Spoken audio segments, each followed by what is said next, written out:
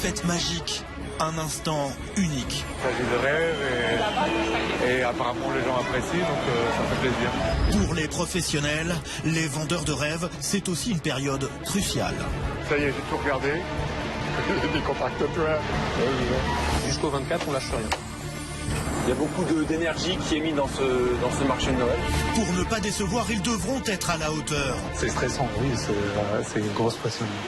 Grand magasin, Une forêt de canard tradition. petits producteurs, Je vais essayer. vendeurs de jouets. Sur leurs épaules, la pression est énorme.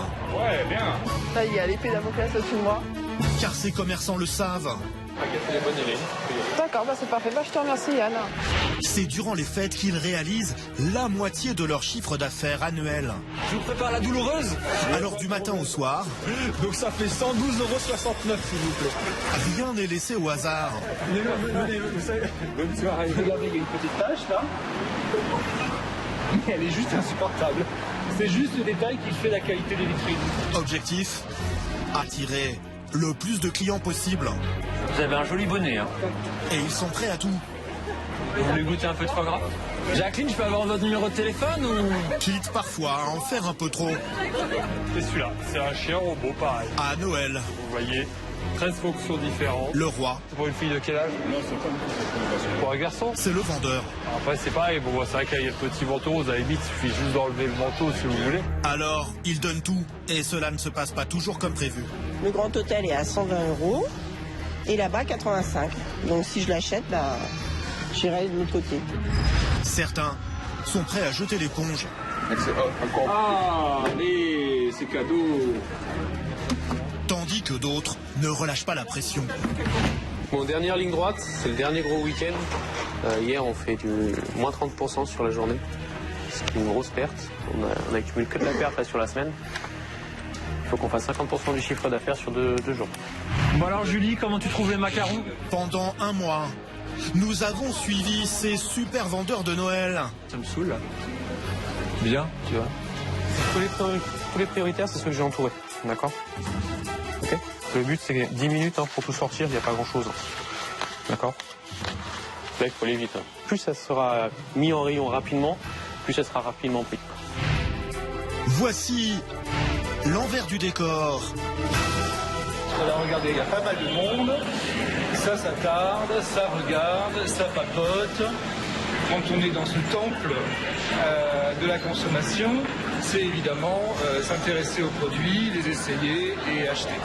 Il y a du monde devant et ça c'est bien, c'est intéressant pour nous. Ça veut dire que les gens ils sont là, ils attendent, ils ont attendu l'ouverture. Donc ça annonce du bon pour les gens. Quels sont les secrets de vos commerçants? Enquête sur les coulisses de vos courses de Noël.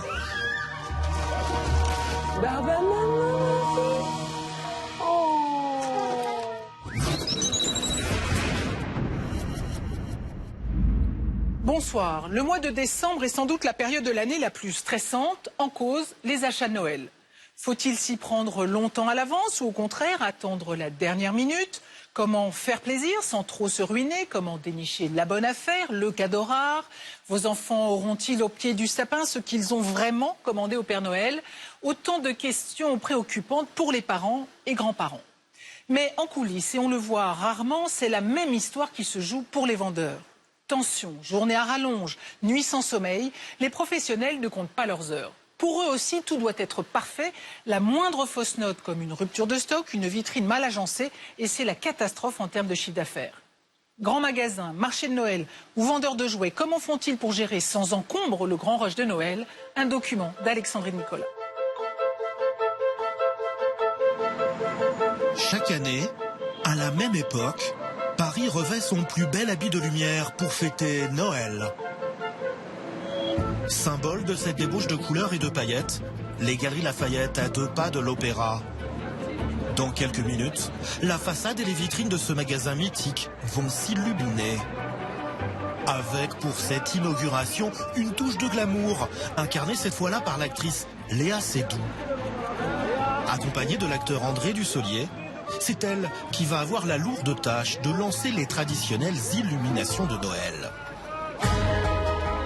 Le lendemain, l'image sera dans tous les journaux. Pour Nicolas Houzé, Ce moment est extrêmement important. Patron depuis peu des Galeries Lafayette, c'est la première fois qu'il inaugure les illuminations. Alors il n'hésite pas à prendre la pose en compagnie de Léa Seydoux devant les vitrines. Mais cette pose, ce n'est pas seulement pour faire plaisir aux photographes. Ce patron le sait, ce sont justement ces vitrines qui vont faire parler des Galeries Lafayette dans le monde entier. Pour ce grand magasin, Noël est un moment crucial. Durant cette période, sa fréquentation bat des records, jusqu'à 200 000 personnes par jour. Vitrines, illuminations, sapins géants, il faut en mettre plein la vue. Pour cela, plus d'1 million d'euros est dépensé pour la décoration. Car Noël, c'est 25% du chiffre d'affaires de ce grand magasin. Mais sont-ils les seuls à tout miser sur cette période? Loin de là. Les vendeurs de jouets donnent tout, par exemple. Et pour eux, l'enjeu est de taille, forcément. Sur décembre, l'objectif est de réaliser 50% du chiffre d'affaires. Sur leurs épaules, la pression est donc énorme. Et bien sûr, Noël est aussi une occasion en or pour les artisans locaux, comme les producteurs de foie gras. Alors comment ces vendeurs de rêves font-ils pour remplir leur tiroir-caisse? Et comment ne pas rater les bonnes affaires? Enquête sur les coulisses de votre Noël. Il est 22h, boulevard Haussmann, à Paris. En apparence, tout est calme. Pourtant, derrière ces rideaux, c'est l'effervescence. À l'abri des regards, une petite ruche s'active pour décorer les célèbres vitrines. 22h, c'est aussi l'heure à laquelle Luis Viola Nevado arrive au travail. Ne vous fiez pas à son look d'étudiant. À 37 ans, c'est lui le patron des vitrines. Un chef d'orchestre qui doit tout mettre en musique. Dans 4 jours, les vitrines seront officiellement dévoilées au public. La moindre fausse note est interdite. Salut. Vous en êtes tous les filles?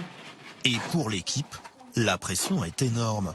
Il reste encore beaucoup de travail, et notamment sur des éléments de décor très fragiles. Tout ça, ce sont des fils pour les marionnettes. Donc tous les moteurs sont prêts. C'est un peu périlleux aussi pour les personnes qui travaillent parce que du coup, ils vont devoir passer les décors sans toucher au fil. Parce que tout ça, c'est déjà installé. À peine arrivé, Luis a déjà quelques sueurs froides. Cette pièce maîtresse d'une vitrine ne passe pas les portes. Le moindre faux pas, et ce sont 6 mois de travail anéantis. Nous avons une particularité aux vitrines des Galeries Lafayette, c'est qu'elles sont très anciennes, comme le bâtiment. Et du coup, les accès ne sont pas forcément évidents. Il faut manier avec la plus grande précaution cette horloge géante en carton. Au bout d'une demi-heure,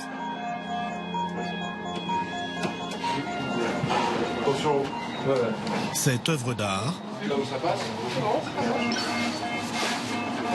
est enfin placée dans l'une des 12 vitrines de Noël.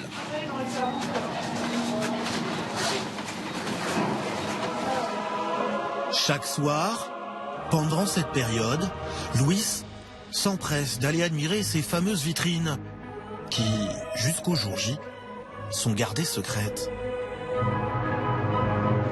Et à chaque fois, l'artiste a une poussée de stress. C'est des vitrines qui sont très attendues, je pense, par le public. Et c'est stressant, oui, c'est une grosse pression.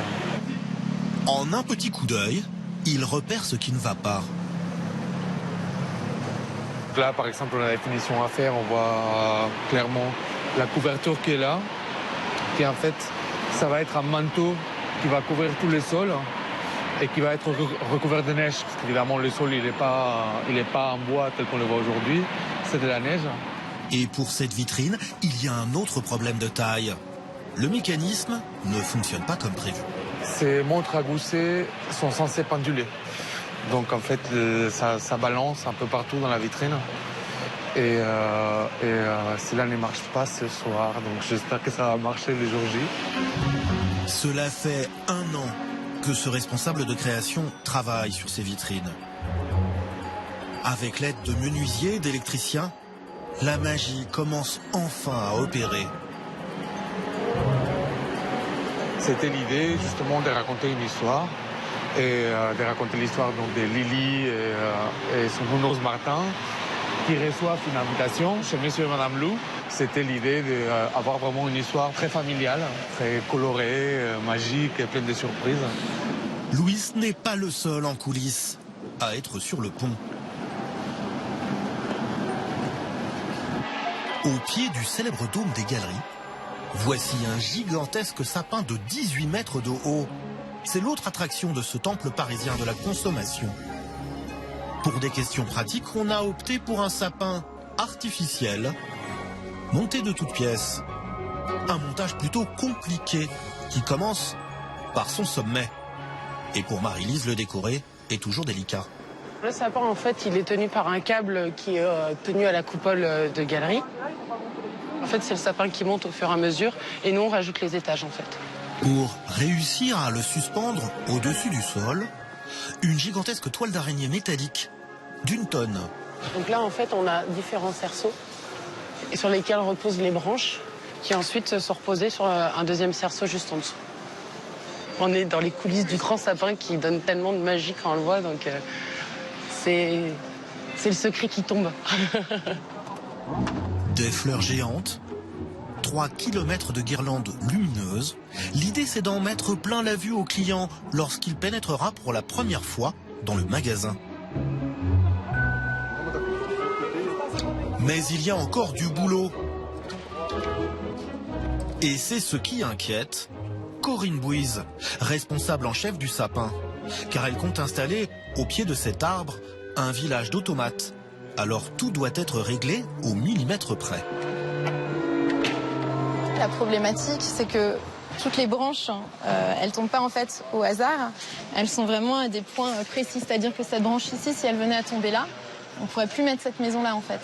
Donc c'est tout ce calcul qui doit être fait. Pour le coup, si on vérifie pas ça maintenant, après on risque d'avoir des sérieux problèmes. Il reste moins de 4 jours aux équipes de Corinne pour tout mettre en place. Avec ce sapin géant, les galeries ont décidé de faire dans la démesure. Mais ils ne sont pas les seuls.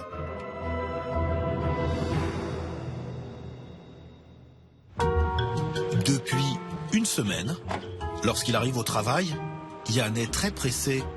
À 30 ans, le jeune homme est directeur adjoint d'une grande enseigne de jouets, située à Thiais, en région parisienne. Alors le mois de décembre, c'est le plus gros de l'année pour les magasins de jouets. C'est là où on fait 50% de notre chiffre d'affaires de l'année. Donc pour nous, c'est un très très gros enjeu. Et c'est quelque chose à pas louper.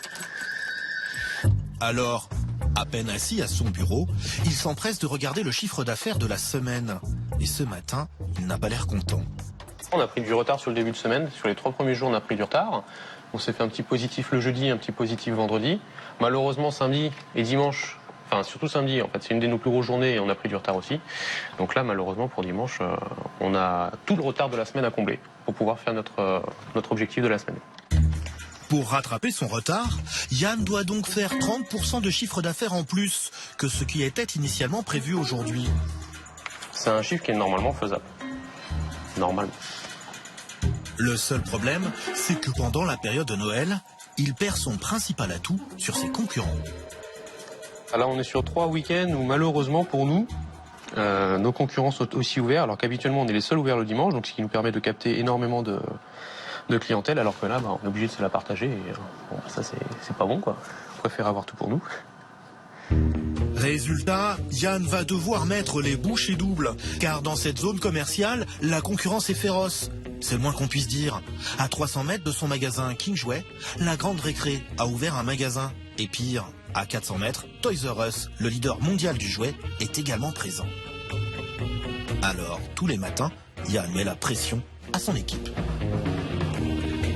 Vous venez ?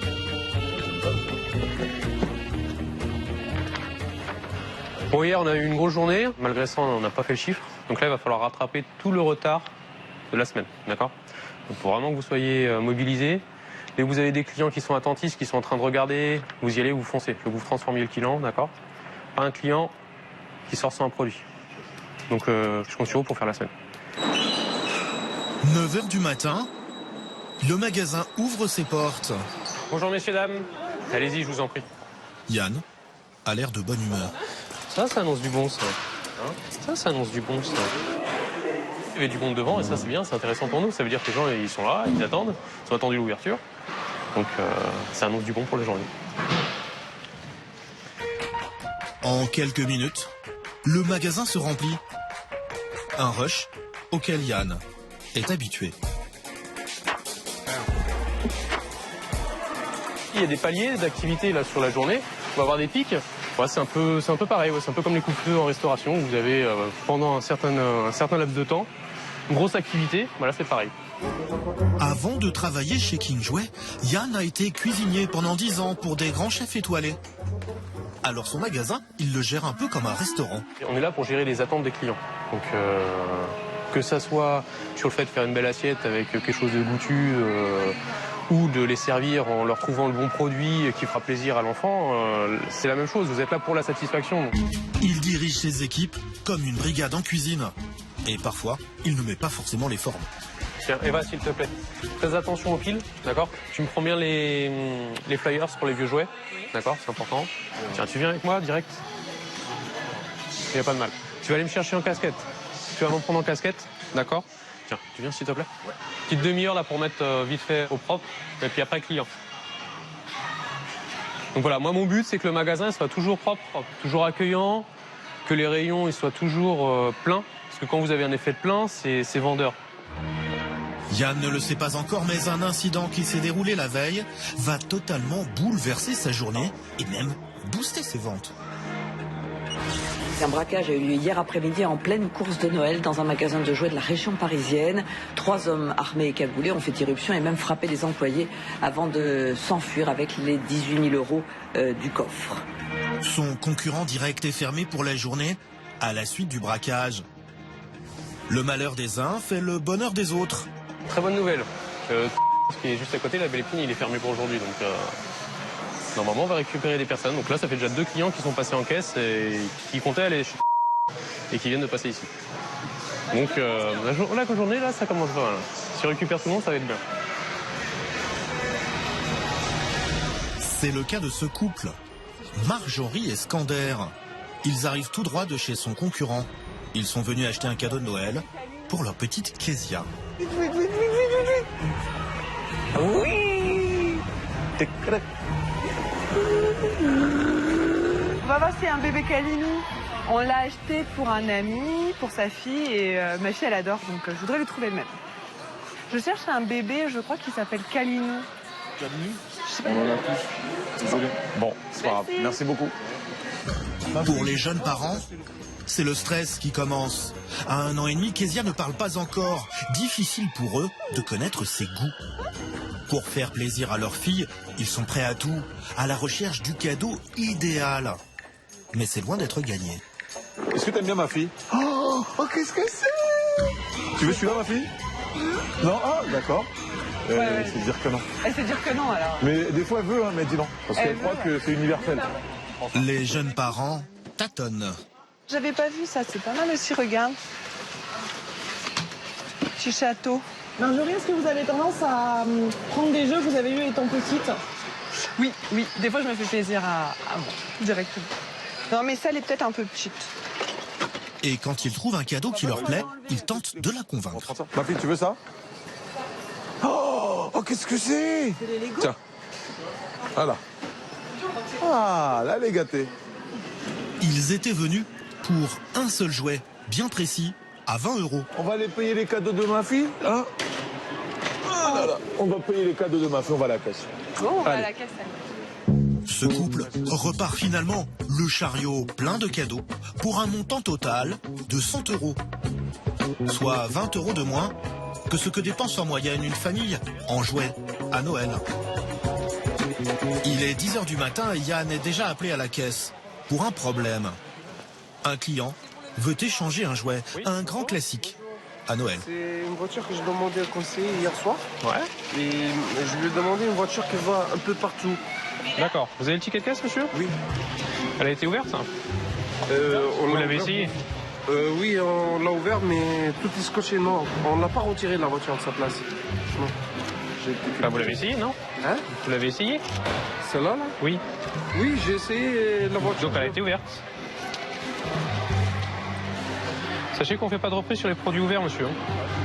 Mais c'est pour échanger, je prends une autre voiture. Oui, mais même, dès que les produits sont ouverts, monsieur, on ne fait pas de reprise dessus. Ici, les règles sont strictes. Impossible de reprendre un produit déjà ouvert. Yann va en profiter pour l'échanger contre une autre voiture, mais plus chère. C'est celle-ci que vous C'est vouliez? la toute dernière qu'il y avait hier. C'est celle-ci que vous vouliez? Non, je Terre, sais pas, eau et neige. c'est pas moi qui connais. Donne-moi qui va partout. C'est celle-ci. Vous voyez? Elle va dans la terre, dans l'eau, dans la neige. Je rajoute la différence? C'est ça. Ok. Avec moi en caisse. Ça va, les combien, là? Vous paierez comment, monsieur? Carte bleue. Le client devra rajouter de l'argent. Alors, ça vous fait 15 €, s'il vous plaît, monsieur. C'est rapide. Ah oui. Ticket de carte bleue. Et votre ticket de caisse. Une voiture vendue plus chère, Yann est plutôt fier de son coup. Là, le monsieur, ce qu'il voulait, je vais passer un produit qui était plus cher. Donc, pour moi, c'est tout bénef. Je vais rentrer du chiffre en plus. Il est 20h, fermeture des grilles. Et devinez quoi? Yann se rue sur les caisses pour connaître le chiffre d'affaires. Alors, l'objectif pour la journée a été fait. Il a été pulvérisé. On est bon. Un bon point pour Yann, mais il va falloir tenir jusqu'au bout. On a un objectif sur le mois et cet objectif, il doit être fait, il doit être réalisé. Il n'y a pas le choix. Jusqu'au 24, on lâche rien.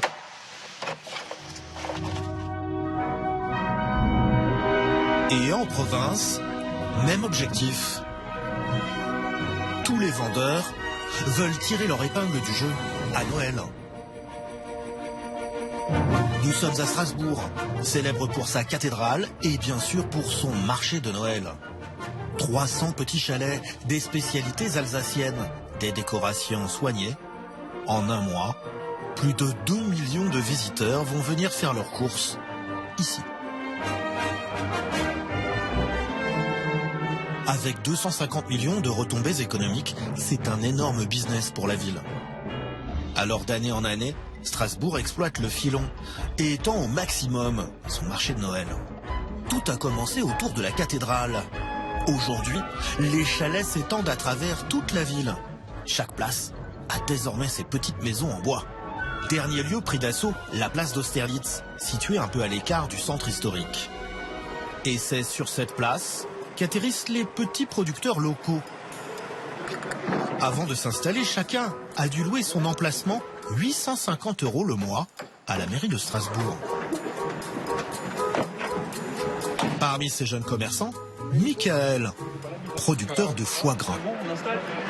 Allez, c'est parti, on y va. À 29 ans, il est en passe de reprendre l'entreprise familiale. Tu m'ouvres le rayon, papa? C'est donc avec son père, Lucien, 64 ans, qu'il va superviser la construction de son chalet où il espère casser la baraque. Pour Michael, c'est un véritable pari.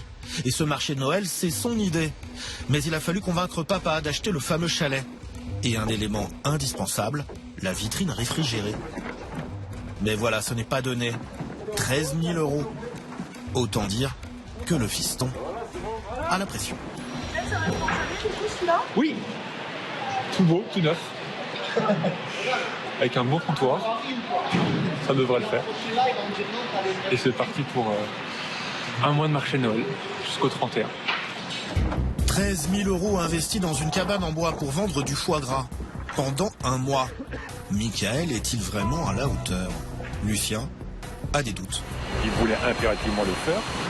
Est-ce qu'il en est vraiment capable? C'est un petit peu ma crainte. Dans 3 heures, avec l'arrivée des premiers clients, le fils aura peut-être l'occasion de prouver à son père qu'il avait tort. En attendant, il n'y a pas une minute à perdre. L'exploitation familiale est située à 25 km de Strasbourg. En 20 ans, les Doria sont devenus les rois du foie gras. Mais pas n'importe quel foie gras. Celui des canards de Barbarie, une espèce noble qui donne un produit haut de gamme. Pour les Doria, Les affaires marchent plutôt bien. Une épicerie fine sur l'exploitation. Il y a même un restaurant avec, à l'arrivée, un chiffre d'affaires d'1 700 000 €.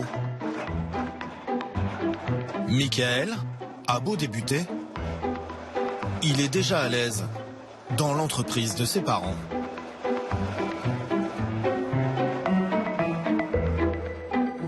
Alors on cherche quoi, Mickaël? Des pots de foie gras, des figues, du prescope, des tranches de foie gras, du foie gras aux épices de pain d'épices. C'est un peu à la louche. En réalité, se lancer sur le marché de Noël de Strasbourg, c'est un défi lancé à son père. Je me sens un peu stressé, pour rien te cacher, mais maintenant, voilà. Dans 2 heures, on aura fini d'installer. Ça nous restera une petite heure pour faire les dernières mises au point. Il ne faut pas se louper, parce qu'un chalet, ça coûte de l'argent, parce que le personnel sur place, ça coûte de l'argent, parce que y a beaucoup d'énergie qui est mise dans ce marché de Noël. On n'a pas le droit à l'erreur. Sur place, ce qu'il redoutait le matin se confirme. Son chalet est situé tout au bout de l'allée. Un handicap par rapport à ses concurrents. 6 au total, qui eux aussi vendent du foie gras. On est un peu en bout de course sur le flux de touristes qui est de gauche à droite, de droite à gauche. Il va falloir attirer vraiment le touriste et les clients jusqu'ici pour pouvoir leur faire goûter les produits avant qu'ils achètent chez nos confrères. Heureusement, Michael a fait une école de commerce. Donc l'épicerie, comment on va mettre tout ça? Alors, je vais travailler. Théoriquement, c'est donc un as du marketing. Et effectivement, il a tout prévu. Son chalet doit mettre l'eau à la bouche. Tout doit être impeccable. Alors, une petite gelée de coin, fait maison. Ça n'a l'air de rien, mais tout a été pensé pour mettre en valeur l'authenticité de son foie gras. On a mis la télé avec le petit film qui reprend vraiment tout ce qu'on fait. C'est important que les clients voient notre exploitation, voient les canards qui sont élevés en plein air. On se retrouve souvent dans des marchés de Noël face à des gens, on ne sait pas s'ils sont vraiment producteurs, si les produits viennent de Chine, des choses comme ça. À travers ça, ils peuvent vraiment voir que le produit est 100% alsacien. Et par rapport aux autres, il a un atout supplémentaire, les médailles d'or de son papa. Merci Mathieu. Hop, le plus important, la médaille d'or pour Général Agricole. Un bon signe de qualité pour nos produits. Et voici le petit secret de Michael. Donc la petite technique, c'est de mettre les produits les moins chers devant, comme ça les gens ne sont pas impressionnés par le prix du foie gras, parce qu'on reste quand même sur un produit de luxe. Les figues fourrées au foie gras, toujours au milieu, bien placées dans le comptoir, pour faire un maximum de ventes. Son but, faire craquer le client sur le plus de produits possible. Donc je leur explique que l'accord parfait, c'est le foie gras de tradition, les figues et le macaron. On les fait goûter et normalement, si ça se passe bien, ils achètent. Michael espère que le client repartira avec 3 produits au lieu d'un. C'est la dernière touche. Un petit pull en laine, un tablier et on va ouvrir. Est-ce que t'es prêt à être le roi de la vente? On va voir ça. Avec toutes ces techniques, le jeune homme veut frapper fort. Reste à haranguer les clients. Bonjour madame. Vous voulez goûter une petite figue au foie gras? Je vous le fais goûter ou je vous le fais goûter madame? Vous voulez goûter un petit peu de foie gras madame? Il faut que vous fassiez plaisir à madame ce soir. Un petit foie gras. Moi je pense que vous êtes au top. Je vais prendre 2 tranches de nouveau là. De tradition à la figue au pain d'épices. Tradition. Et donc ça fait 16,56 € madame. Voilà pour vous. Merci beaucoup. Je vous prépare la douloureuse? Il n'y a pas de problème. Donc ça fait 112,69 € s'il vous plaît. Et c'est parti pour un mois. Reste maintenant à rentabiliser l'affaire. Vous auriez les 5 € madame? Retour à Paris, aux Galeries Lafayette. Dans quelques heures, les vitrines de Noël seront dévoilées au public. Pour Louis, le patron des vitrines, c'est le moment de vérité. Ça y est, j'ai tout regardé. Je vais attendre qu'elle ait fini de passer l'aspirateur pour recontrôler encore dans la 23. Le jeune homme est un peu tendu. Des contracteurs.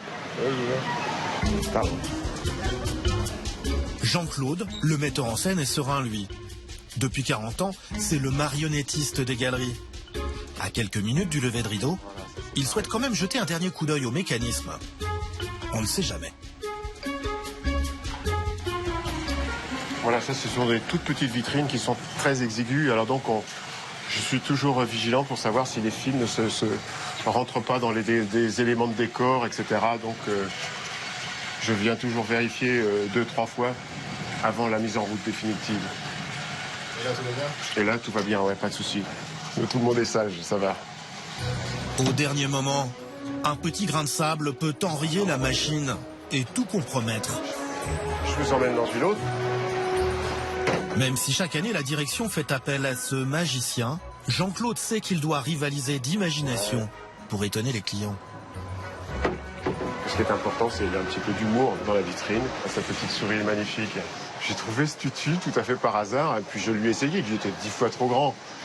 Puis finalement, on s'est amusé avec, et puis finalement, on lui a mis ce tutu, et c'est tout à fait à mourir de rire, parce qu'elle perd son tutu, la pauvre, et les enfants, on a essayé l'autre jour d'ouvrir la vitrine, et ils étaient morts de rire. Chaque détail compte, car l'objectif de ces marionnettes, c'est bien de faire rêver des milliers d'enfants. Sur le trottoir, Louise s'apprête à passer le grand oral face à Frédéric, son supérieur hiérarchique. On va aller checker un peu les vitrines. Il y a 12 vitrines à vérifier. Et ça commence mal. Il y a le vent qui s'y met, donc il y a les rideaux qui foutent le camp, il y a les gens qui fument, donc on a des mécos par terre. Il manque plus que la pluie là maintenant, ou la neige, ou une grève générale, je sais pas quoi. Dans l'une d'entre elles, il y a un problème. Un personnage a perdu une botte. Frédéric décroche aussitôt son téléphone. Et on ne sait pas pourquoi elle est tombée en plus. C'est ça qui est terrible. Bah si, parce qu'elle bouge la jambe. Ah oui. Il faut la fixer. Voilà. Puis quand on appelle au téléphone, il n'y a jamais personne qui... C'est la seule journée où personne ne répond au téléphone. Oui, c'est très stressant. Très stressant. Pour lui, impossible de présenter les vitrines en l'état. Là, regardez, il y a une petite tache, là. Elle est juste insupportable. Donc on va prendre un marqueur, on va la nettoyer. Mais personne ne la verra, je vous l'assure. Mais c'est juste le détail qui fait la qualité des vitrines. Si nous, effectivement, on le voit, sur les millions de personnes qui passent, il y en aura toujours 1500 ou 2000, voire plus, qui peuvent le voir aussi. Voilà.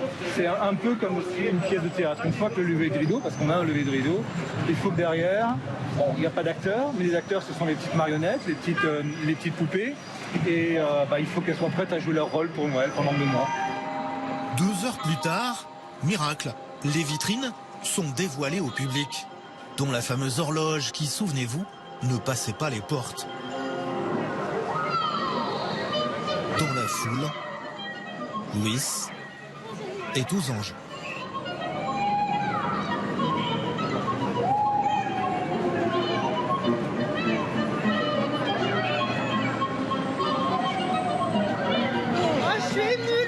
Super tes vitrines. C'est génial. Oh, je suis hyper contente, elles sont super belles. Pour Louis, c'est gagné. Frédéric verse même une petite larme. C'était du boulot. Tout fonctionne à merveille. La magie est présente. Le public est ravi. C'est assez émouvant parce que pour moi c'était la première fois.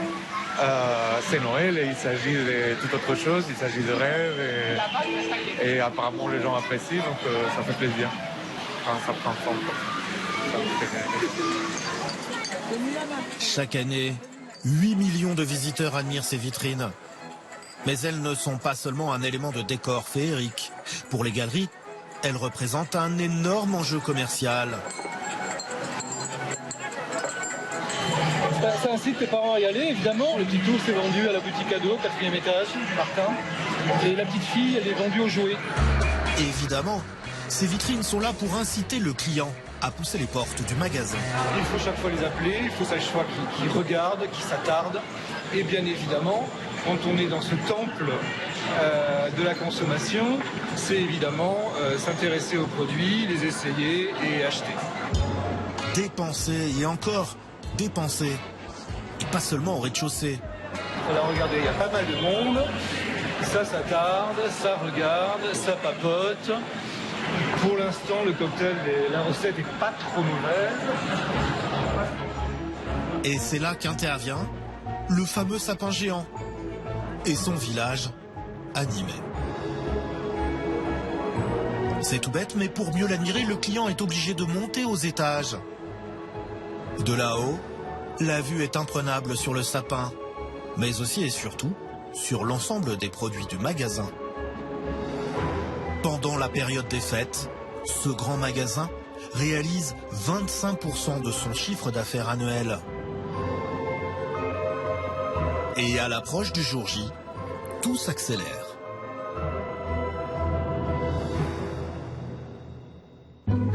À une semaine de Noël, chez King Jouet, tout le monde est sur le pont. Et ce n'est certainement pas le moment de s'endormir, car les rayons ont été littéralement dévalisés. En réserve, ça tombe bien, l'ultime livraison de jouets vient d'arriver.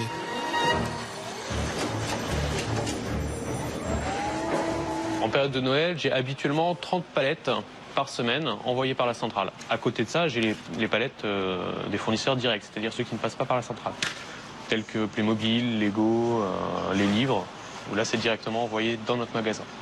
En termes de valeur, faut compter à peu près 1500-2000 euros par palette. Donc ça vous donne une idée de la marchandise qui rentre.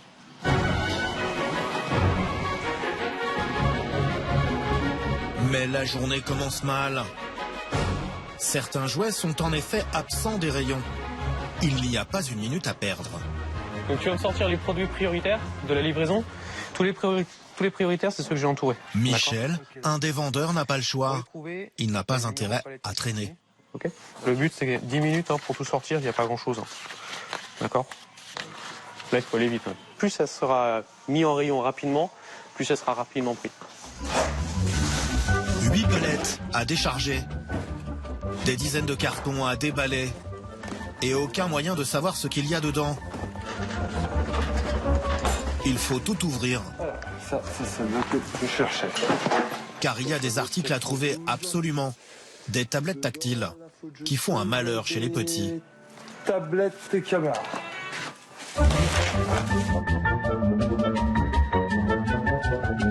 On sait le numéro de la palette et tout, mais après quand on ouvre la palette, c'est bon. Maintenant c'est un peu une chasse au trésor. Il faut trouver le produit dans la palette, quoi, le bon carton, quoi. C'est comme les lutins, on travaille à la chaîne. Au bout d'une heure, les jouets manquants sont prêts à être mis en rayon. Et il faut faire vite, le magasin doit toujours être plein, avec des allées impeccables. Et ce n'est pas par hasard que cette lourde tâche est souvent attribuée à Vincent. Moi quand je fais un rayon, si je le trouve pas parfait, j'arrive pas à décoller du rayon. Donc je suis peut-être un peu maniaque aussi, mais j'assume. Vincent, 26 ans, est effectivement un maniaque du rangement. Alors quand je vais dans d'autres magasins, je range les rayons. Et si je vois une boîte de jambon qui n'est pas à sa place, bon, sur le coup, je la ramasse. Après, je me dis, faut arrêter, je la repose. Mais si le rayon est à côté, je vais ranger le jambon. Un très bon vendeur qui devrait prochainement monter en grade. Mon objectif, c'est d'être directeur, donc d'un magasin franchisé ou de mon propre magasin.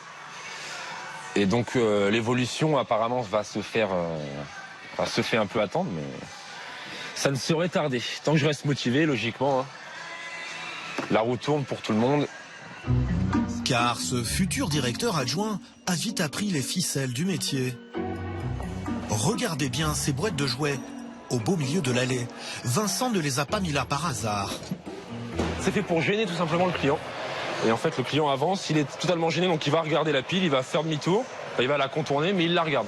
C'est un peu le principe, c'est notre but à nous. C'est que le client puisse vraiment voir l'objet. On va pas la mettre contre un rayon, sinon il n'est pas gêné et il avance tout droit. Donc ça fait un petit parcours. Le petit parcours est en effet bien pensé. Lorsqu'un client rentre dans le magasin, il est obligé de faire tout le tour pour pouvoir sortir. Aucune échappatoire n'est possible. Et avant d'arriver à la caisse, il pousse son chariot devant de multiples têtes de gondole, des produits en promotion qui sont censés l'attirer et lui faire découvrir l'ensemble du rayon. Et surtout, en fin de parcours, un nouvel espace incontournable. King Discount, les invendus de l'année à prix cassé. Une idée originale qui fait la fierté de Yann. Actuellement, avec le contexte économique, c'est quelque chose qui plaît à la clientèle. Donc tous nos clients s'arrêtent ici. Tous les clients qui passent s'arrêtent dans ce rayon-là. On voit des petits prix, déjà c'est très attractif, rien que le nom. Les petits prix, hop, moins de 5 €, hop, on y va. Les gens y vont, et là ils se font plaisir. Ils disent, bon bah c'est 2-3 € en plus par rapport à ce qu'ils ont acheté, donc ils font plaisir aux enfants qui les accompagnent. Enfin, le magasin a une autre astuce pour gagner de l'argent.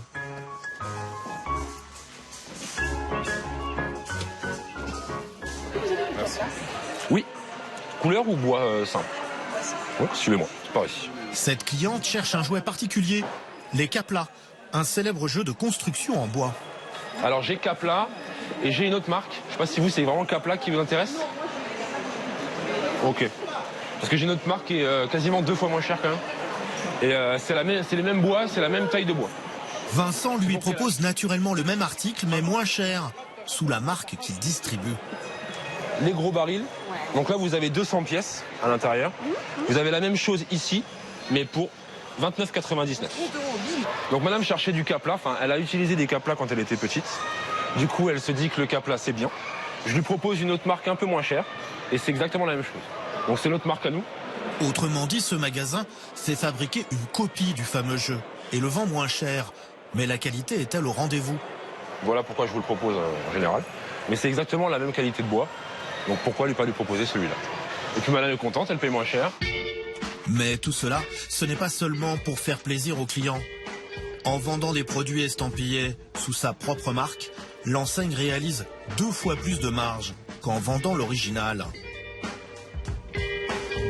Même stratégie au rayon coupé. L'enseigne a créé sa propre marque. Donc ça c'est Loli. Même couleur de cheveux qu'une poupée de grande marque. Même packaging. Les deux sont presque des clones. À un détail près, le prix, 5 € d'écart entre les deux. Et là aussi, c'est celle de l'enseigne qui est la moins chère. Mais pas sûr que les petites filles n'y voient que du feu. Avec ses tours de passe-passe, ce magasin va-t-il faire exploser ses ventes? 5 h du matin, près de Strasbourg. Pour Michael et Lucien, le réveil est un peu rude. Salut papa. Salut toi. Ça va? Ça va, Tout ouais. est en place? Tout est en place, ouais. On commence dans 10 minutes? Ouais. Pas trop dur le réveil là? Non, j'ai l'habitude, ça va, mais bon. Si on pouvait s'en passer, ça serait pas mal. Une journée de 18 heures l'attend. Avant de vendre son foie gras au marché de Noël, il faut d'abord le fabriquer et ça commence par l'abattage des canards. Des volailles qui élevées pendant 3 mois et qui vont bientôt se retrouver dans nos assiettes. Chez les Doria, on fait cela en douceur et en musique.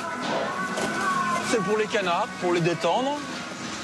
Parce que c'est quand même un moment stressant pour eux. Donc la musique adoucit les mœurs chez les êtres humains comme chez les animaux.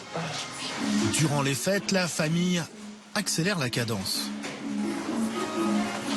C'est un lot de 365 canards et on va diviser ça par 2, donc environ 180 aujourd'hui, quoi. Voilà, 180 canards à abattre. Il faut qu'à 9 h tout soit terminé.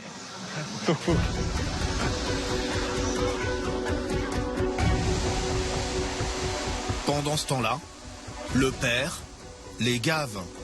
Le rythme est soutenu, car c'est à Noël que tout se joue pour ses producteurs. Idéalement, il faut que les foies que j'ai abattus aujourd'hui, il faut qu'en 4 jours, que les produits soient vendus. Pour se différencier de ses concurrents, Lucien compte bien mettre en avant sa spécificité, son foie gras, conçu à partir de ces fameux canards de Barbarie. J'ai fait le choix de ne pas gaver du mulard, j'ai fait le choix de gaver du canard de Barbarie. Comme je voulais faire déjà des goûts différents au niveau, comment dire, du gavage, ça commençait par la race de l'animal. mais ce n'est pas forcément la plus facile à élever ni la plus facile à gaver. Pour obtenir un foie gras de qualité, Allez les enfants. le papa de Michael ne brusque pas ses starlets.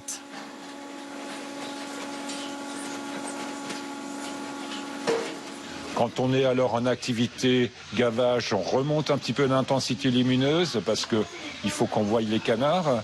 Et ensuite, quand ils sont au repos, que le gavage est terminé, on baisse un petit peu l'intensité lumineuse. Mais c'est extrêmement important parce que les animaux, s'ils sautent un canard l'un sur l'autre, automatiquement il y a du stress. Stress, c'est synonyme de moindre qualité au niveau de l'ensemble de notre produit final. Lucien est parti de rien il y a 25 ans. Aujourd'hui, il possède l'une des plus belles affaires de la région. Cette exploitation, c'est toute sa vie. On a monté une affaire qui monte en puissance et si ton propre fils reprend l'affaire, vous êtes vraiment content. Et mon dernier challenge de ma vie professionnelle, c'est de lui transmettre tout le savoir-faire. Voilà, si j'arriverai à ça, je suis l'homme le plus heureux. Mais avant de devenir le patron, donc un choix, Michael a encore 2-3 choses à apprendre de son père. Donc là, je pense que je l'ai bien, papa, tu peux regarder. Maintenant, tu tires légèrement, mais tu tires pas trop fort, parce que si tu tires trop fort, tu casses la veine. Leçon du jour, l'événage du foie gras cru. Non, tu grattes pas trop, tu laisses le foie le plus entier possible. Bien. Non, tu mets d'abord un nœud jusqu'au fond, s'il te plaît. Stop, pas si fort. Non, là. Je pense qu'il faut encore 2 ans. 2 ans pour qu'il puisse sentir tous les petits détails pour le mettre en œuvre sur le produit fini. 2 ans, Mickaël? J'espère un peu moins. Moi, personnellement, je pense qu'il faut compter 2 ans encore. Mickaël, est-ce que c'est plus facile d'apprendre avec son papa? Non, pas du tout. Parce que c'est des critiques qu'on va prendre certainement beaucoup plus à cœur et que y a l'aspect familial qui entre en jeu et c'est pas comme si c'était un patron qui nous disait les choses à faire ou à ne pas faire. T'as envie peut-être de pas du tout décevoir? Je sais pas. Ouais, aussi, ouais. Ça, je pense que c'est un de mes moteurs. C'est arriver à faire aussi bien que mon père a pu faire. Mais tu pourras faire meilleur. Je suis sûr et certain. Tu pourras faire meilleur. Ça, c'est l'objectif. Un père exigeant, car le foie gras, c'est quand même son rayon. Et ce spécialiste va nous révéler ses petits secrets pour bien choisir le meilleur. Pour le consommateur, ce qui est le plus important, quand on veut faire du poêlé ou une terrine froide, c'est la date d'emballage. Plus frais il est, mieux sera le résultat dans l'assiette. La seconde astuce, c'est le poids du foie. J'estime que le poids idéal, c'est 500 grammes. Et si le foie a plus que 500 grammes, il est beaucoup plus chargé de gras. Et donc, il a tendance à fondre beaucoup plus rapidement. Et ensuite, la troisième astuce, c'est la souplesse du produit. Plus qu'il est souple, moins de gras il y a à l'intérieur. Des conseils relativement simples, mais le fils saura-t-il en faire un argument de vente sur son marché de Noël?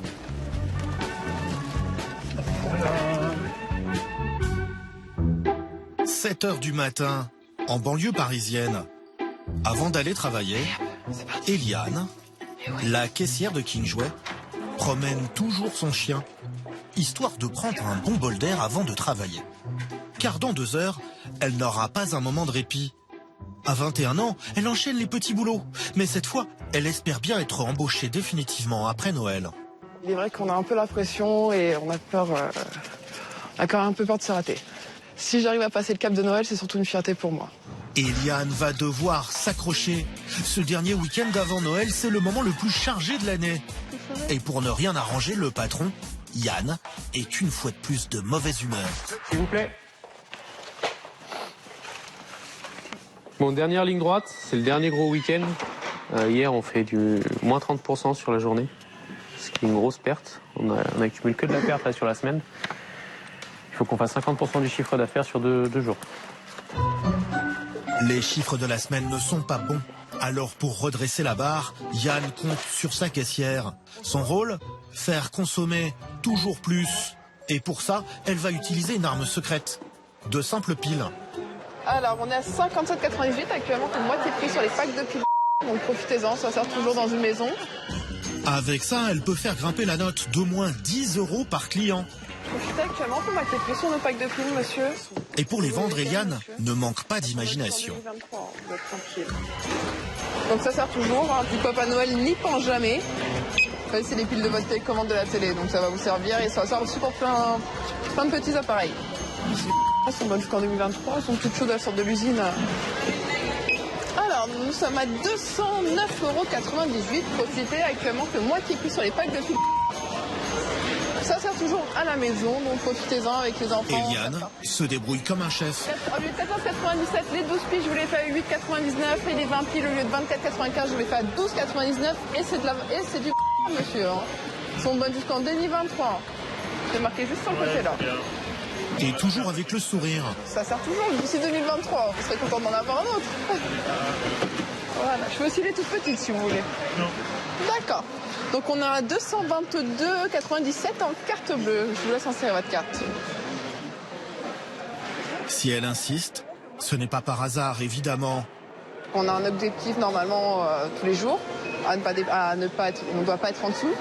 Et donc pour tout ce qui est RP, si on fait plus, bah, tant mieux, quoi. Une fois par heure, moi j'essaie de checker s'il n'y a pas trop de monde, le taux, où en est le taux en fait. Qu'on essaye d'être toujours au-dessus. C'est devenu un réflexe aujourd'hui. Pour Eliane, ce n'est pas le moment de se relâcher. Bonjour. Yann est toujours de mauvais poil. Il est très tendu le dernier week-end, vraiment très très tendu. Parce qu'on a accumulé énormément de retard sur la semaine, en sachant que bon bah là c'est les derniers achats, c'est les dernières courses de Noël là, qui vont se faire. Il compte sur les derniers clients pour faire monter son chiffre d'affaires. Crise oblige, les clients prennent leur temps pour bien choisir leurs cadeaux et sont surtout très regardants sur les prix. Essaye déjà de repérer les secteurs des jeux, là. C'est le cas d'Aliette et de sa fille Amélie. Donc là, on met pas les talons aiguilles, hein, on n'est pas en tenue de Noël, là. C'est la tenue de combat, hein. On met des chaussures de marche pour attaquer les queues à la caisse. On sait que ça va durer pendant plusieurs heures. Donc on sait qu'il faut être fonctionnel et pratique, quoi. Aliette est en réalité une cliente redoutable. Ça, c'est la liste officielle de Raphaël. Entre ses mains, elle a les prix pratiqués chez les concurrents. Elle a minutieusement relevé tous les tarifs pour comparer. Cette mère de famille est à l'affût de la meilleure affaire. Et ça commence pour elle par une bonne surprise. Bazar bizarre, c'est pas bien ça? Si, c'est bien, mais ouais. Quand tu l'avais pas vu avec tes copines, c'était pas bien ça? Si, c'était bien. Il y était pas là-bas? Non. Bon bah s'il y était pas, il est à combien ici? 15 €. Bon bah voilà, c'est un petit peu moins cher que l'autre magasin. Son fils est fan d'une célèbre marque de figurines. Mais cette fois, elle va vite déchanter. Bon bah voilà. Donc le grand hôtel ici, le grand hôtel est à 120 € et là-bas 85. Donc si je l'achète, bah j'irai de l'autre côté, quoi. La plupart des jeux de cette marque que son fils a commandés sont plus chers ici. La planche là. Alors il a combien de téléphérique? Le dos il était à 25. Aliette va donc se rabattre sur le concurrent. 38 quoi.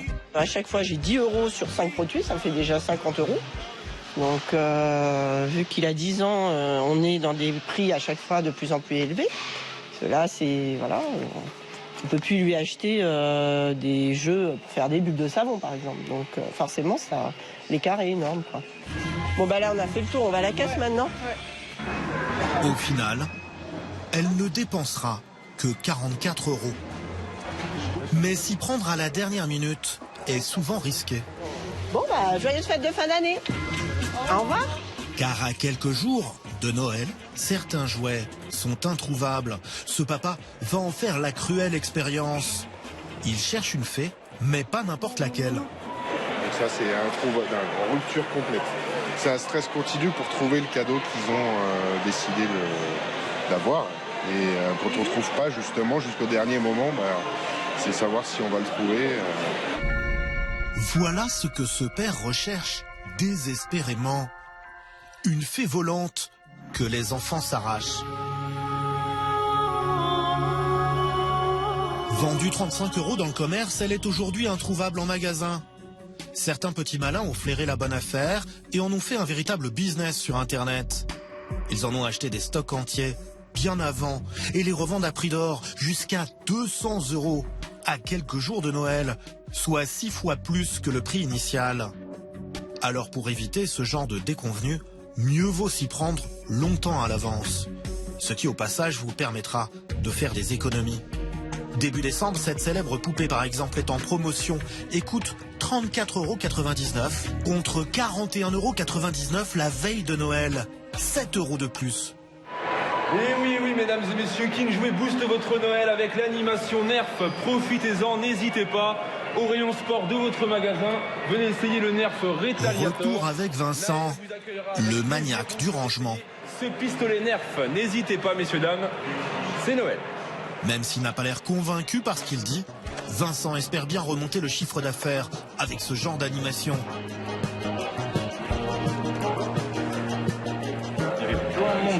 Il faut absolument que ton rétaliateur il soit en vue parce que c'est celui que tu fais essayer aux gens, mais je le vois pas là.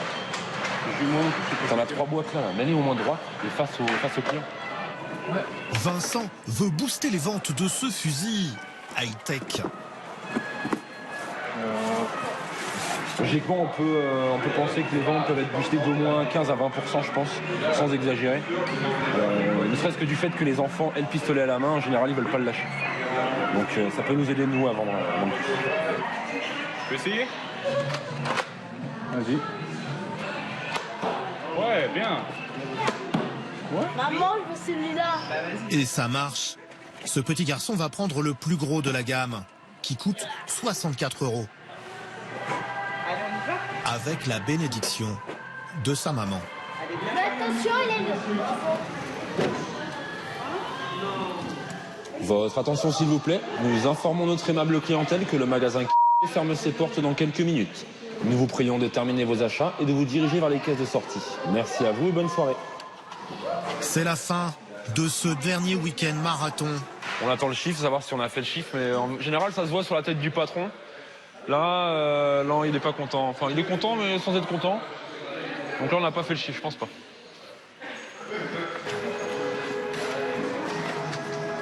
C'était le plus gros week-end à faire de l'année. Et là, malheureusement, aujourd'hui, on ne fait pas notre prévisionnel. On est à moins 12% par rapport à ce qu'on était censé faire aujourd'hui. Ça pas grand-chose, hein? Ce n'est pas assez. Une déception pour l'équipe et une pression supplémentaire. Il leur reste 48 heures pour inverser la tendance.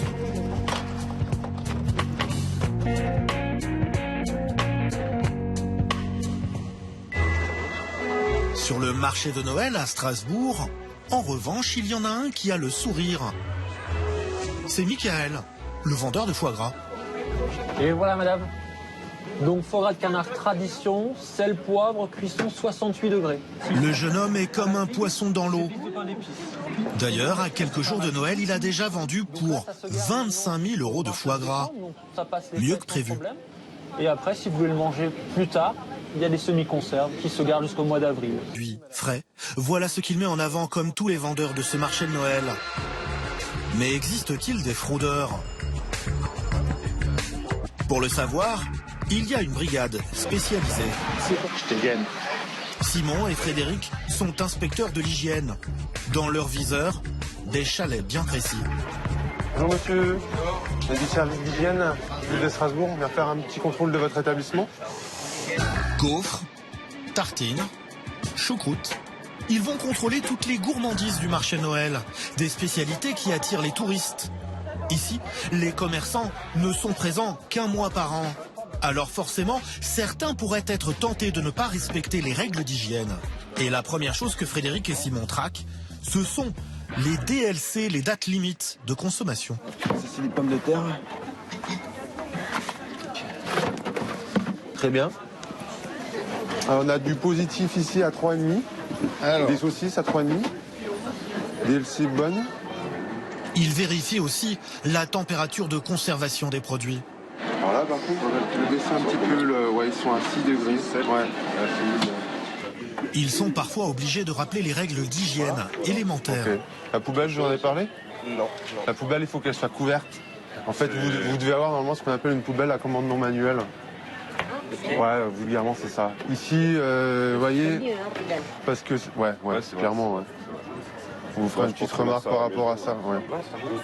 Parce que là, si vous voulez, en utilisant la poubelle, vous allez souiller le couvercle, ça, c'est pas génial, ça. C'est pas génial du tout. Allez, merci, messieurs. La plupart du temps, ils n'ont que quelques remarques à faire. Mais ils restent vigilants. Les produits les plus risqués pour le consommateur, ce sont des produits type des œufs, du lait, les produits frais, les charcuteries, des produits comme ça. Bonjour, service d'hygiène de la ville de Strasbourg. Bonjour. Un chalet attire leur attention.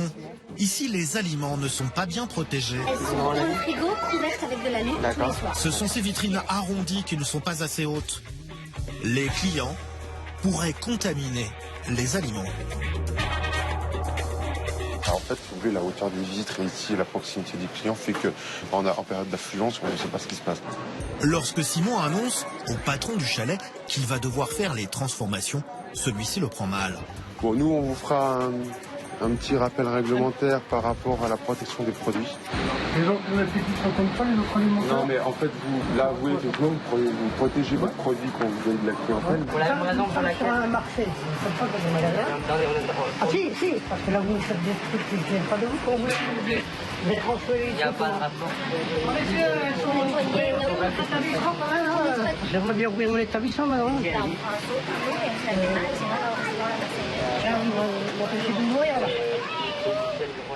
Et si le commerçant est aussi pressé de mettre fin au contrôle, c'est qu'il y a une bonne raison. En fouillant dans le frigo, Simon va avoir une mauvaise surprise. Du saumon périmé. Ça, c'est un produit qui est dépassé d'hier. Hein. On est les longs. Vous pouvez tout de suite le mettre à la poubelle. Hein. Ok. Et là, on vient de faire détruire 2 lots de saumon périmés d'hier. De saumon fumé. Avec un simple rappel à l'ordre, le patron s'en sort plutôt bien. Car en vendant des produits périmés, un commerçant risque plusieurs milliers d'euros d'amende.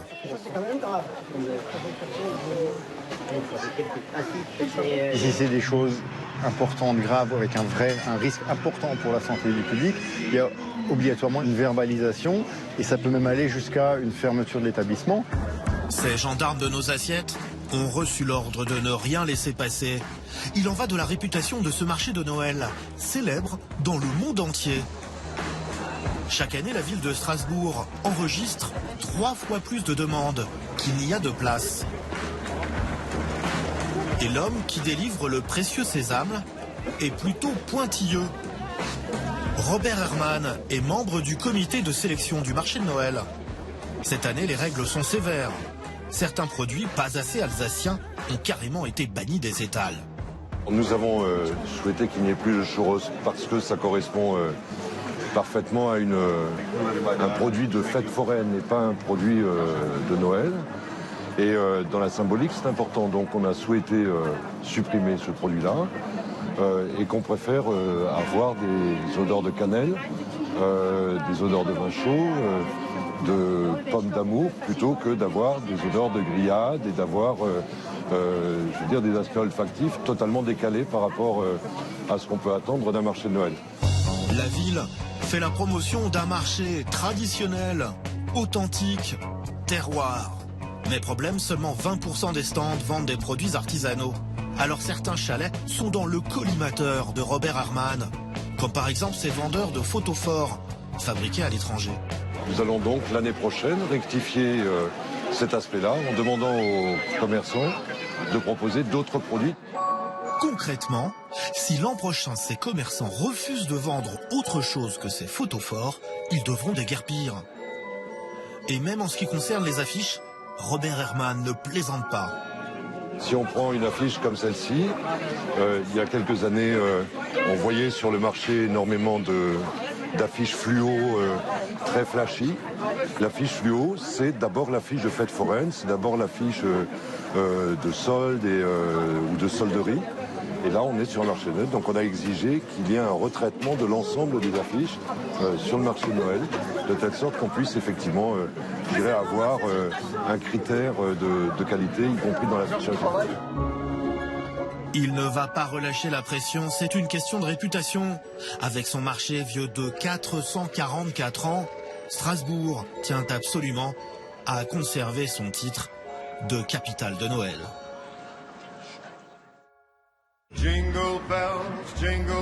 Nous sommes le 24 décembre. Pour ce magasin de jouets, c'est le jour le plus important de l'année. Et bizarrement, l'ambiance est plutôt détendue. En effet, généralement, on est tous bien habillés, mais généralement. Donc oui, on essaie de se faire un peu joli pour le 24 de Noël, en fait. Vous êtes toute seule? Même Yann, le patron, a le sourire. Car le chiffre d'affaires a repris des couleurs. Bon, hier, très bonne journée. Fini à plus 55. Donc bravo à toute l'équipe. Belle progression. Aujourd'hui, on a un petit chiffre à faire. D'accord? Donc je pense qu'on va le faire. On va essayer de finir en beauté, faire du plus. D'accord? C'est le dernier jour. C'est enfin, on va pouvoir souffler après. Déjà, l'équipe va être beaucoup plus joyeuse que d'habitude. Quand vous allez le ressentir, ça va être beaucoup plus... Comment dire ça? Ils sont plus heureux, quoi. C'est la fin de la saison, ça se voit. Ça se voit, ça se voit. Et il va y avoir une petite différence entre vous et les gens qui sont un peu plus stressés, c'est ça? Ouais, parce que nous, au contraire, nous, on va attendre la fin de la journée avec impatience, alors que les gens, au contraire, ils aimeraient que la journée soit beaucoup plus longue pour avoir beaucoup plus de temps pour faire leurs achats. Cette fois, le stress est sur les épaules des clients. Eliane, la caissière qui vit son premier 24 décembre, a quand même un peu peur. Je sais pas du tout comment ça va se passer. Donc on espère que ça va, qu'il y ait du monde, mais en même temps qu'il n'y en ait pas trop. Pour Vincent, c'est la journée des urgences qui commence. Le 24, en théorie, jusqu'à 18h, les gens vont être sous pression, stressés, nerveux. Ils vont chercher les derniers cadeaux, les cadeaux de dernière minute. Ou pire, ceux qui ont oublié, ils vont chercher le cadeau principal pour l'enfant. Donc ils risquent d'être un peu déçus parce qu'il y a quand même pas mal de ruptures déjà aujourd'hui. Ça devrait le faire. Et Vincent ne croit pas si bien dire. Il me reste qu'un TGV. Ce client a jeté son dévolu sur un train électrique. Ouh là là, j'en ai plus. Donc là il va me rester du train en bois, mais c'est à partir de 24 mois, donc c'est pas... Ou alors des circuits de voiture. Ce qui se rapprochera le plus de ce produit-là. Mais bon, ça reste pas du train, quoi. Non, ça reste pas du train. Non mais merci. Mais ce client-là, je pense qu'en tout cas, il achètera quoi qu'il arrive quelque chose. Ça se voyait qu'il avait besoin d'un cadeau en tout cas. Donc il achètera quelque chose. Quoi qu'il arrive, les clients du 24 décembre repartiront avec un cadeau pour qu'il y ait quand même quelque chose au pied du sapin. Non, j'en ai pas du tout, je suis désolé, monsieur. Je vous en prie. Pour ses parents, la galère commence. C'est un Playmobil action avec des policiers, une base. Avec une sirène. Mais on s'y prend trop tard, c'était une édition limitée en plus, donc nous sommes les derniers arrivés, les derniers servis.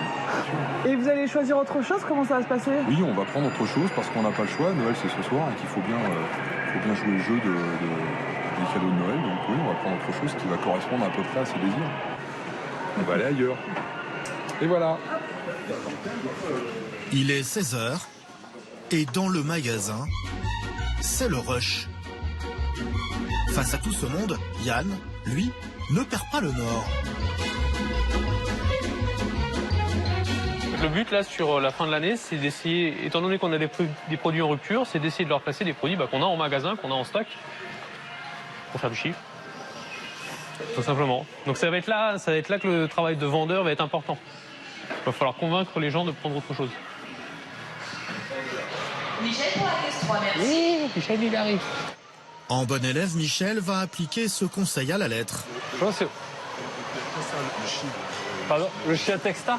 J'en ai plus du tout, monsieur. Pas du tout? J'en ai plus du tout, ouais. Le chien robot, j'en ai plus du tout, ouais. Donc il n'y a pas d'autre qui ressemble à ça? Alors le seul que j'aurais, venez, suivez-moi. Michel tente autre chose. C'est celui-là, c'est un chien robot, pareil. Vous voyez, 13 fonctions différentes. Donne la patte, fait le beau, fait des câlins et tout. Non, c'est pour une fille de quel âge? Non, c'est pas une fille, c'est pour un garçon. Pour un garçon? Après, c'est pareil. Bon, c'est vrai qu'il y a le petit manteau. Vous avez limite, il suffit juste d'enlever le manteau si vous voulez. L'avantage, c'est que là, ça ressemble à un vrai chien. C'est pas comme le chien robot où c'était vraiment un robot. Là, ça ressemble à un vrai chien. Du rose pour un garçon, il fallait quand même oser. Bonne journée, monsieur. Au revoir.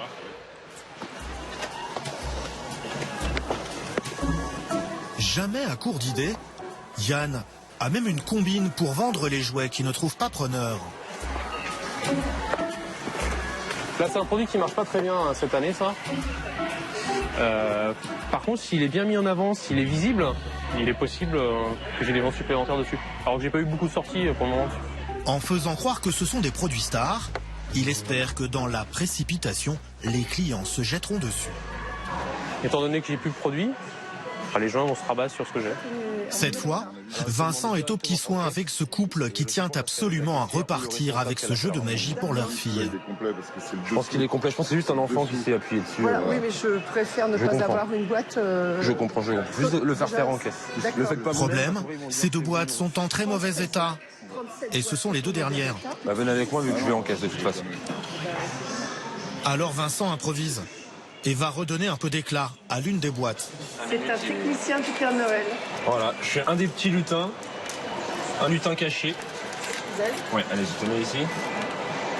Madame, il vous fallait absolument ce cadeau? Absolument, c'était indispensable. C'est pourquoi on le prend même avec un petit coin esquinté. Et la petite viraille du feu. C'était sur sa liste du Papa Noël? Ah oui, puis alors elle la quémandait depuis... merci beaucoup en tout cas. Elle la quémandait depuis pas mal de temps à tout le monde et personne ne la trouvait. Donc je l'ai trouvée. Donc voilà, on est bien contents. On a fait un tour de magie finalement. Au revoir. Cette dame était l'un des derniers clients de Vincent qui a déjà la tête ailleurs. On sera dessus. Ça sent la fin, la petite musique de Noël qui se prépare, on commence à sortir le foie gras, à sortir le champagne. Les rayons se vident déjà, commencent déjà à se vider pas mal. Donc là, ouais, dans une heure grand max, on est sur le départ et on part chez soi manger, quoi. Pour Eliane, c'est l'heure de vérité. Une erreur de caisse et c'est peut-être une promesse d'embauche qui s'envole. On va avoir le verdict là. Donc on croise les doigts et on attend. Là, il y a l'épée Damoclès au-dessus de moi. Pourquoi? Parce que s'il y a une erreur, c'est pour moi. Je vais vous demander de passer avec ma caisse et les bonnes élèves. D'accord, bah c'est parfait. Bah, je te remercie, Yann. Un sans faute. Je vais profiter de mon réveillon de Noël. C'est bon, je suis prête pour le reste de l'année, c'est bon. Donc maintenant, on attend la suite. Hein. Une semaine plus tard, la jeune femme s'est vue proposer un CDI. Il est 18h ce 24 décembre, le magasin est encore plein et pourtant Yann va le fermer. Ah, c'est fermé. On a fermé le magasin. Donc là, il y a les derniers clients qui choisissent leurs produits, puis après, on ferme. D'habitude, il baisse le rideau à 20h. Résultat, des dizaines de clients se retrouvent sur le carreau. Certains réussissent à pénétrer dans le magasin par la sortie et vont implorer Yann. Bonjour. On peut pas prendre pour nous mettre ensemble? Non, c'est terminé. Je suis fermé. On ferme le magasin à 18h. Moi, j'ai toutes les caisses à compter, messieurs, dames. Terminé. C'est terminé, messieurs, dames. Je suis désolé. J'en ai conscience. Je sais très bien que c'est embêtant. Mais c'est terminé, messieurs, dames. Je suis désolé. Je sais très bien que ça a des conséquences sur leur Noël. Je sais qu'ils vont pas avoir de cadeaux pour les enfants, tout ça. Mais malheureusement, nous, on ne peut pas ouvrir le magasin éternellement. Pour Yann, dernier comptage de caisse. Alors qu'il a le nez dans les comptes, son équipe, elle, fait déjà la fête.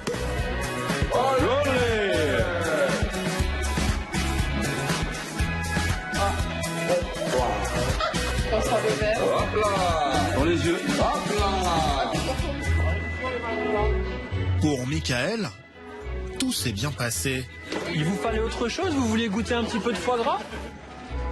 Mais pour convaincre son père qu'il est à la hauteur, il va falloir faire un carton lors de ces derniers jours.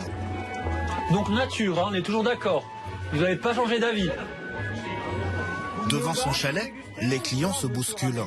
Vous vous occupez des figues. Beaucoup de touristes. J'espère que les ventes vont bien se passer et qu'on va faire un très bon week-end. La pluie joue les troubles fêtes. C'est le moins que l'on puisse dire. Bon alors Julie, comment tu trouves les macarons? Une coupure d'électricité.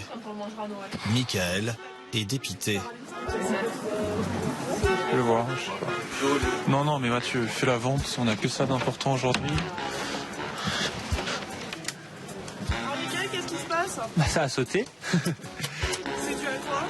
Et c'est à mon avis un petit peu d'eau partout. Ça s'annonce mal. Le courant est revenu, mais au bout de quelques secondes, nouvelle coupure. Ah, allez, c'est cadeau. Les nerfs de Michael sont en train de lâcher. Toute la matinée, il va faire des allers-retours entre son chalet, le compteur électrique. Avec une vitrine réfrigérée qui marche une fois sur deux, il risque gros. Non, mais ça me saoule là. Bien, tu vois. Ouais. À mon avis, c'est le ventilo qui fait tout péter. Pourquoi? Je ne le sais pas encore. Voilà, messieurs, dames, bonjour. On vous a expliqué les différences. Avec tous ces problèmes, il va devoir mettre les bouchées doubles. Le plus naturel, c'est celui qui a le plus de goût. Donc il est à peu près midi.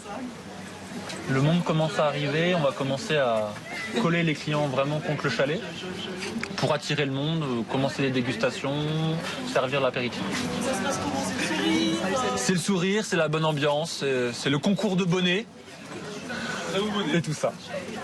Allez, ça commence. Oh, mademoiselle. Opération séduction. Vous avez un joli bonnet. Hein.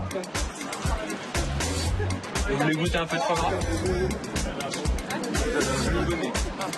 Vous faites de l'effeuillage? Jacqueline, tu peux avoir votre numéro de téléphone ou... Wow.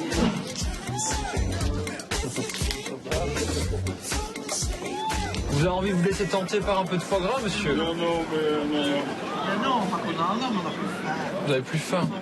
Mais vous êtes en Alsace, vous le savez. Mais oui, mais on y a encore demain. Avec ses deux clients, il sent qu'il a un coup à jouer. Vous voulez toujours pas goûter, madame? Ah si, madame a changé d'avis, regardez. Hein, c'est toujours comme ça. Et elles disent non. On rigole un peu. C'est du foie gras, de canard, madame. Mademoiselle. Merci, madame. Ça fond dans la bouche. Alors, je vous présente ce que vous avez goûté. Vous avez le tradition, au chutney de figue, aux épices de pain d'épices et au torchon. Nature, c'est pas mal. Hein. Je vous mets quoi, 2 tranches comme ça? Allez, c'est parti. Quand cette nouvelle sont être consommées. 3-4 jours, mais madame, comme je vous connais, vous allez le manger tout de suite. Hein. Vous me la faites pas. Hein. Vous voulez? Allez, installez-vous au bar, jeune homme. 7% de son stock part en dégustation. C'est beaucoup, mais le jeu en vaut la chandelle. Au restaurant et tout, hein. Ils voulaient pas goûter, finalement ils se sont mis au bar, ils ont bu un verre de vin, ils ont acheté pour 50 €, donc voilà, c'est plutôt pas mal, c'est concluant. Lors de ces dégustations, Michael ne choisit pas ses foie gras au hasard. Vite, vite. Foie gras de canard tradition. On avait commencé à faire déguster le foie gras tradition, et puis là, au fur et à mesure, on oriente plutôt les gens vers le foie gras au torchon. Parce qu'en termes de goût, on est sur un produit qui a beaucoup plus de saveur. Et donc c'est un peu notre produit phare en fait pour les fêtes. Un produit phare qui a un prix 153 € le kilo, soit le plus cher de son stand. Mais vous allez le voir, que ce n'est pas avec celui-là qu'il remplit sa caisse. Dans le sandwich, un petit peu de fleur de sel, un peu de crème de vinaigre balsamique. Il propose des sandwichs. Entre deux tranches de pain, un très beau morceau de foie gras, mais le moins cher. Hop là. Et voilà dans le sac, pour le petit goûter, 10 €, madame. À 10 € le fameux sandwich. Bonne journée, bon week-end, au revoir. C'est un business très rentable. Il est 21 h, fin du week-end.